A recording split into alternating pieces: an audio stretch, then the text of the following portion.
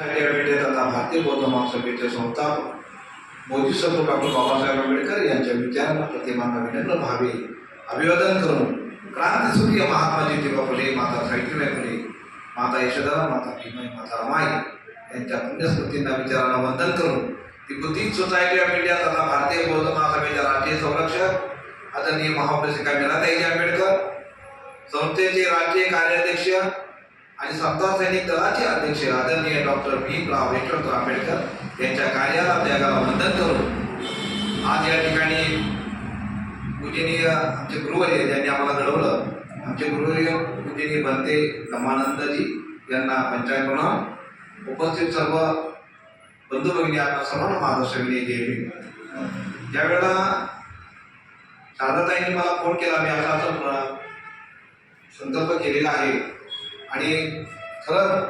मी भारावून गेलो की अशा कार्यक्रमासाठी मला वाटतं आता आजचं जे व्याज आहे क्रमांक 8 आहे, आज अष्टमी आहे आणि उपस्थित दिली आता,